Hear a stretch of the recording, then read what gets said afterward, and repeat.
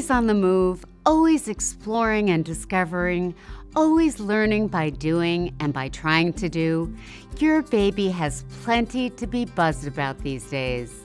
Life and just about every single moment of every single day, save the ones she's forced to nap during, of course, is packed with opportunities to seize, territory to be taken on, new skills and concepts to grasp, and a whole lot of frustrations. It's incredibly exciting to be a baby on the brink of toddlerhood, but it can also be pretty tough stuff. She knows what she wants, but she doesn't always know how to make it happen. Her get up and go knows no bounds, but her ability to get up and go where she wants to, when she wants to, does. Her verbal ability, a word or two, a few gestures, can't communicate what she wants to tell you. She'd like to be master of her own domain, but that's no easy feat when gates and latches lock her out.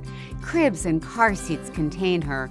The remote is always being taken away from her, and she's almost always the smallest one in the room, surrounded by much bigger people who are always telling her what she can eat, what she can touch, when to go to sleep, when it's time to get off the swing.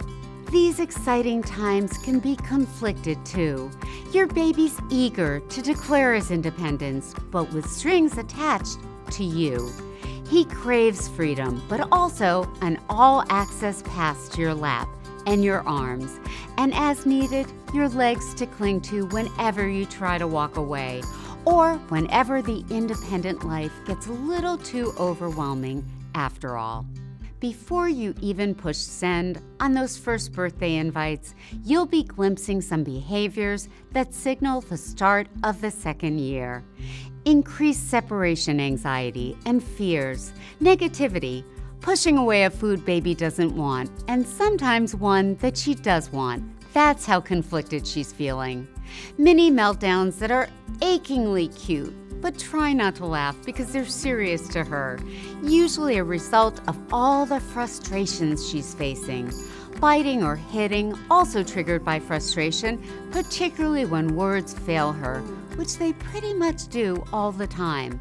One welcome development, as she starts to understand her own emotions, she'll start to show empathy for those of others, comforting a baby buddy who's crying, or when you've had a hard day.